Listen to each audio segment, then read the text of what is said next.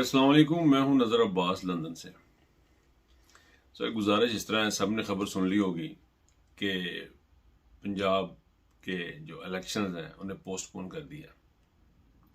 अजीब किस्म की असेसमेंटें हैं इस डकोसला हुकूमत की, ये नाजायज़ हुकूमत की। एक नाजायज़ बच्चे को ये जायज़ बनाने के चक्कर में लगे हुए हैं और पार्लियामेंट में अक्सरियती पार्टी कोई नहीं है और अजीबोगरीब सूरत हाल है। इसको एक्सप्लेन नहीं किया जा सकता, इसको समझ नहीं आती कि बंदा क्या एक्सप्लेन करे। अब इनको लग रहा है कि जी अक्टूबर में जो है वो प्रेसिडेंट अलवी भी चला जाएगा और वो फलां भी चला जाएगा, अपना वो उमरता बंदयाल भी चला जाएगा, तो फिर हम यूं करेंगे, फलां भी चला जाएगा। तो ये मुल्क है सर, ये मुल्क है। ये एस्टेब्लिशमेंट में जिन्होंने वार कोर्स किए हैं, जिन्होंने स्टाफ कोर्स किए हुए हैं, उन लोगों को, जिन्होंने स्टैटिस्टिक्स पढ़ी है, जिन्होंने वर्ल्ड हिस्ट्री पढ़ी है, उन लोगों को ये चीज समझ नहीं आ रही है कि सर ये एक मुल्क है। इस्लामी जमहूरिया पाकिस्तान एक बाकायदा तौर पे मुल्क है जिसके 4-5 सूबे हैं, जिसमें हुकूमतें होती हैं। ये आपने खाला जी का वाड़ा बनाया हुआ है, इसको जो आपका दिल करता आप करते हैं, और कानून को और लॉ को आप समझते कुछ नहीं है। सर मैं आपको एक गुजारिश करता हूं, बताता हूं कि मैं जब छोटा था, 17, 18, 19 साल की उम्र थी पाकिस्तान में, तो मोटरसाइकिल चलाते हुए पकड़ हमारा चलान हो गया। तो मैं अपने एक अंकल होते थे हमारे, मुझे स्टेट थे फैसलाबाद में, तो मैं उनके पास चला गया। उनको जाके मैंने रिक्वेस्ट की कि मैंने कहा अंकल चलान हो गया इस तरह। तो वो अंकल ने जनाब पहले 2 गालां कढ़ियां, फिर उन्होंने कहा फड़ा मैनू कापी दे, पर्ची दी, और तो अदालत में उन्होंने रीडर को कहा कि ये दे दो कापी, तो उन्होंने कापी दी। तो वो अंकल थे हमारे एक वो। तो हमें एक अंकल हमारे मजिस्ट्रेट थे, एक अंकल हमारे पुलिस में थे, एक अंकल हमारे किसी और जगह पे। तो हमें बड़ी लेवरेज मिलती थी, हम अंकलों से काम करवा लिया करते थे। टाइम गुजरता गया, बाहर आ गए, यहां के पता लगा कि यार ये अंकलों ने हमें जलील करा दिया, तबाह बर्बाद करा दिया अंकलों ने, पाकिस्तान का सत्यानाश करा दिया अंकलों ने। हमने अपने अंकलों के साथ मिलकर सत्यानाश कर दिया। अब यही सिचुएशन जो थोड़ी बहुत पाकिस्तान की बची है, वो ये गवर्नमेंट कर रही है। ये शहबाज शरीफ अपने अंकल के साथ मिलके, अपने भाईजान के साथ मिलके, फूफा के साथ मिलके, कजन के साथ मिलके पाकिस्तान को अजीब गतावा बनाया हुआ इन्होंने, अजीब खिचड़ी बनाई हुई है। लॉ कह रहा है कि 90 डेज में इलेक्शन हो रहे हैं, ये कहते हैं जी कि नहीं होने हैं। लॉ कुछ कहता है कि हॉर्स ट्रेडिंग नहीं होनी है, ये हॉर्स ट्रेडिंग भी कर जाते हैं। ये सरेआम गोलियां मरवा देते हैं। एक्स प्राइम मिनिस्टर अपनी एफआईआर दर्ज करवाने जाता है, उसकी एफआईआर दर्ज नहीं होती है।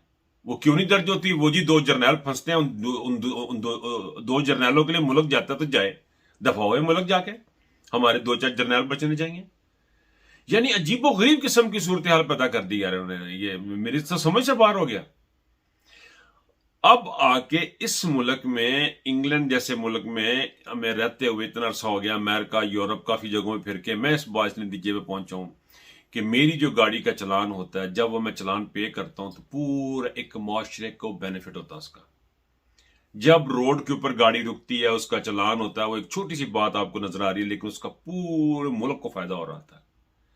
मेरी एक गलती से, या फूफा कोई नहीं है, चाचा कोई नहीं है, मामा कोई नहीं है, ताया कोई नहीं है, इसलिए हम तरक्की कर गया, ये दुनिया तरक्की कर गई। ये this part of the world, ये दुनिया का ये हिस्सा जो है, यूरोप और अमेरिका, इंग्लैंड जो है, ये तरक्की इसलिए कर गए हैं कि यहाँ फूफा चाचा मामा ताया कोई नहीं होता जो जाके सिफारिश करता है।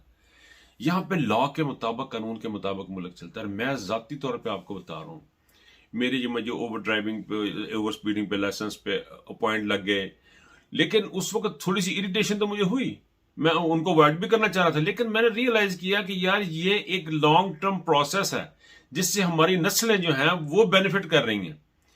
ये जो कानून के मुताबिक अमल दरामद है, इससे आपकी नस्लें बेनिफिट करेंगी। और ये चोर जो हैं उनको सजाएं होने, उनको सजा में और ये पॉलिटिकल सजाओं में जितना फर्क है, उतना ही फर्क लॉ पे इम्प्लीमेंटेशन और ना इम्प्लीमेंटेशन करने में फर्क है। कानून को अगर आप, कॉन्स्टिट्यूशन एक अगर आपका मुल्क का है, उसको आप नहीं चलाएंगे, उसके मुताबिक नहीं चलेंगे, आप बर्बाद हो जाएंगे। ये बात आती है आपकी एक्सपोजर की। आपका एक्सपोजर नहीं है। पाकिस्तान की जो है अपना क्या नाम इसका एस्टेब्लिशमेंट है, उसका भी एक्सपोजर नहीं है। ये तो चलो टटपूंजियां हैं जिनको वो उनकी बाजी फरमाती हैं, मरियम सफदर के, इमरान खान के ने ऐसा कुछ कर दिया कि अब हमें लोग साइफर नहीं भेजते। She even don't know what cipher is. तो वो तो चलो है सो है, सियासतदान जो हमारे लिखे पढ़े हैं, शहबाज शरीफ जिस किस्म की उर्दू अंग्रेजी में बोलते हैं वो तो सारी दुनिया को पता है, जो तमाशे ये लगाते हैं वो सबको पता है। लेकिन हैरत इस बात पे है कि ये वार कोस किए हुए हैं आपने, आप बहुत पढ़े लिखे लोग समझे जाते हैं, अपने आप को इंटेलेक्चुअल, आपको नहीं पता कि कानून की अमलदारी क्या होती है। अपने महकमे के अंदर तो आप हर चीज पे कानून के मुताबिक करने की कोशिश करते हैं, और जब आती है पाकिस्तान की बात उस वक्त आपके दिमाग खराब हो जाते हैं, फिर आपको अपने इंटरेस्ट नजर आने शुरू हो जाते हैं। ये हिपोक्रेसी नहीं चलेगी सर ये मुल्क में। पाकिस्तान एक बड़ी ही डिफाइनिंग मोमेंट पे खड़ा है, इससे पहले कभी नहीं था। दुनिया में बड़े बड़े बस सुनता आ रहा था, कुछ सालों से सुन रहे जी, नक्शे बन गए हैं जी, पाकिस्तान के 4 टुकड़े हो जाएंगे, पाकिस्तान का ये हो जाएगा, पाकिस्तान के 5 हिस्से हो जाएंगे, बलोचिस्तान अलग हो जाएगा, केपीके अलग हो जाएगा, पंजाब अलग हो जाएगा। कुछ यकीन नहीं आता था। हमें लगता था कि ये जो रमजान में ये बना, रमजान दोबारा आ गया, रमजान में ये बना मुल्क, तो ये पता नहीं कैमरे का, मुझे तो पता नहीं लग रहा कि रमजान में टूट ही ना जाए। सर ये मिथ्यां खत्म करें। ये इस तरह के जो हालात आप कर रहे हैं, जिस किस्म की चीजें हो रही है, इसमें मुल्क नहीं बचा करते, और ना ये बचेगा। इस तरह के कई मुल्क आए और कई चले गए। जुल्म और ज्यादती और लाकानूनियत जो है वो इस मुल्क को ले डूबेगी। इस वक्त 3 बंदों का सर कुचलना बहुत जरूरी है फौरी तौर पे। एक मरियम सफदर, दूसरा राना सनाउल्लाह, तीसरा शहबाज शरीफ। इनको तो फौरी तौर पे खत्म कर दें, इनको तो फौरी तौर पे, इनको इनका मेरा तो बस चले ना चुक्के के बाल छट दें। ये एक फसाद की प्रॉपर जड़ है और उनके ऊपर बैठे हुए एस्टेब्लिशमेंट है। ये सोचें भाईजान, सोचें और पाकिस्तान का ख्याल रखें। अल्लाह हाफिज।